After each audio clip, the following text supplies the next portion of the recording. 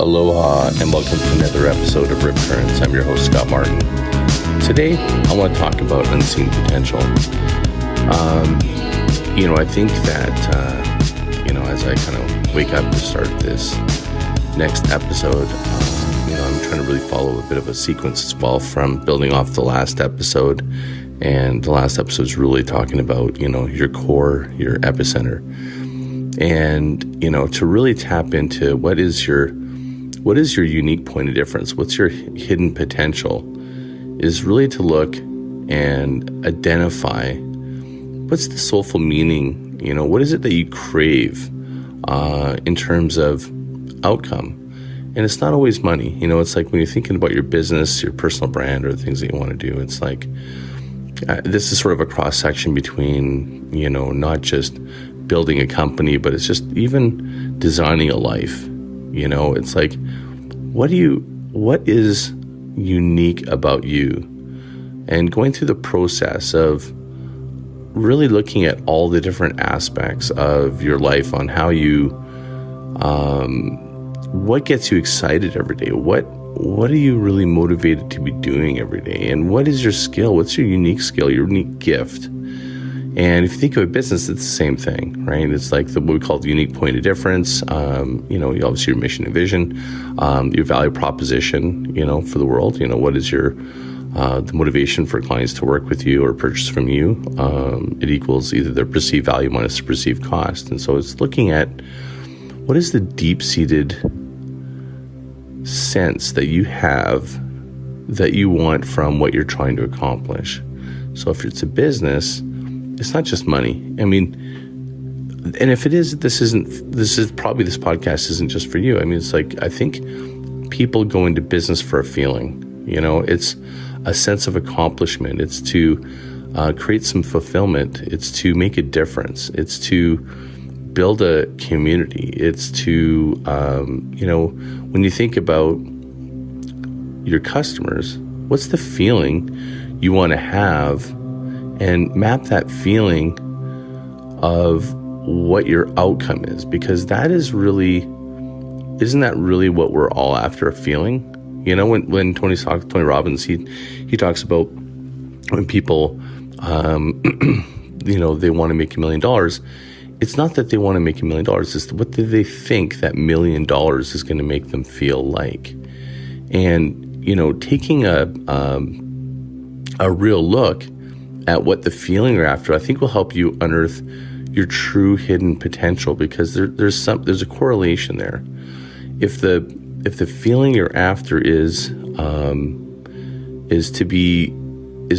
have an effect on people where they're really they're giving you back their appreciation, then your hidden potential, potentially, that's a meta, could be very different when you're looking at it from that angle versus how much money am I going to procure from X amount of said activities.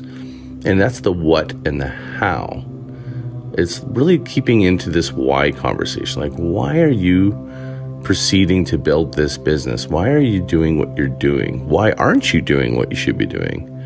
And to me, I think the art, the science, the obsession, I guess you could say, I have of like really trying to help unlock and lift the fog for people about what that is. And the pattern that I'm seeing is in the business growth and in potential of the business, it comes down still to the ownership, the leadership on what are they really aiming toward. And it starts with the owner. It starts with the entrepreneur.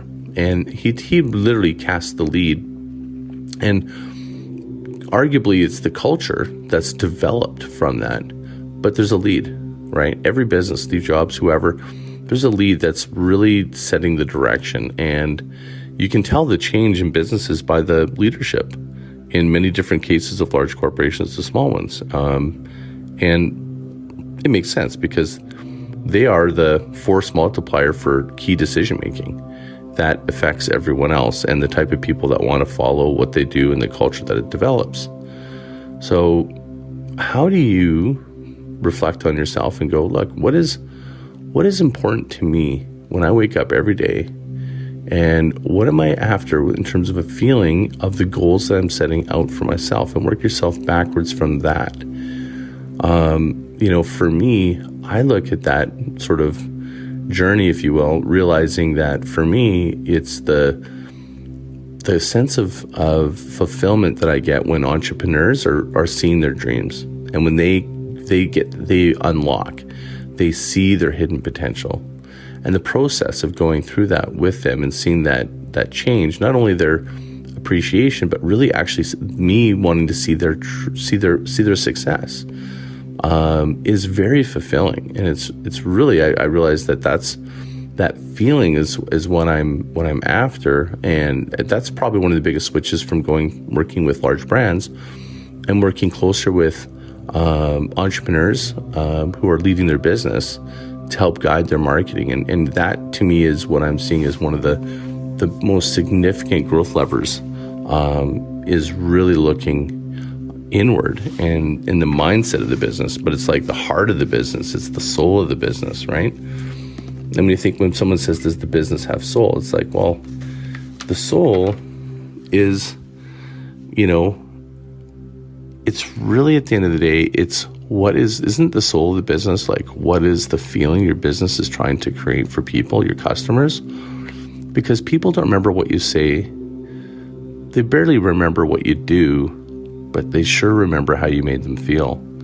And I'm wondering if, as a business, you really focus on how you make them feel. I call this like brand mantra. When you're doing a brand exercise, we go through this brand mantra exercise. And what it does is it helps identify and map what is the feeling that you're really looking to create with your customers. And so, that process of mapping what that is gives the ownership, gives the business a really clear sense of what's the potential of ways that they could impact that. And it's different than the brand promise. I mean, the promise is what we promise to deliver. But the mantra is like, it's like a pointed, I guess I'll say a potent summary, right, of an emotional response from people who interact with your brand, right? It's the feeling you want the clients left with. So, how do you want your clients to feel? And they may have different feelings at different stages of the business. It could be, how do you want them to feel on your social channel? How do you want them to feel, on your email? How do you want them to feel when they purchase from us? I used to have this sequence when we're doing loyalty marketing to activate customers. It was called Invite, Delight, Reward. Well, those are feelings, right? When you're inviting, you're giving the feeling of hey, please come on over here and explore this. Delight is definitely a direct feeling, which is, oh my goodness, this is filled with a bit of surprise. Reward is that feeling that they invested their time wisely by interacting with this. So, think of also sequences when you're, and you can create your own. I mean, there's no rules. There's no like, hey, the invite, delight, reward sequence. I mean, that's the one that's tried and true for me, for sure. Over 15 years, me and Mike Allen, my former business partner at Esteem G, we came up with that with loyalty. But think of your own business. Like, a nice way to really make it into an actionable thing is don't just go, hey, I want the feeling and then be happy.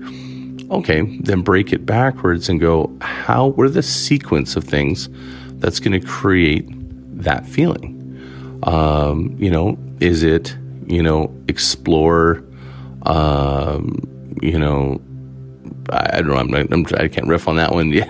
It's a little early in the morning, but, break it down a little bit in terms of the sequence of things that you want to do. And that would help with marketing, but also help you guide. It's like creating a little make it 3 points. I think that's usually, 3 is perfect, on ways that your business can actually execute that, whether it's a social media channel, like I said. Maybe it's even, what is the feeling we want them to have when they refer customers to us? If you can get to that point where you're really actually mapping a feeling, that's really helping with growth. I think we stop too much at acquisition. We don't think about how would we have someone feel that they were compelled to recommend us. That right there, just saying, how would someone be compelled to recommend you? The reason that if you go with those feelings, the actions, the what and the how, to be able to execute that, it actually it levels you up. Does that make sense? Like, if you go, hey, we'd like to get some referrals, it's different than compelling.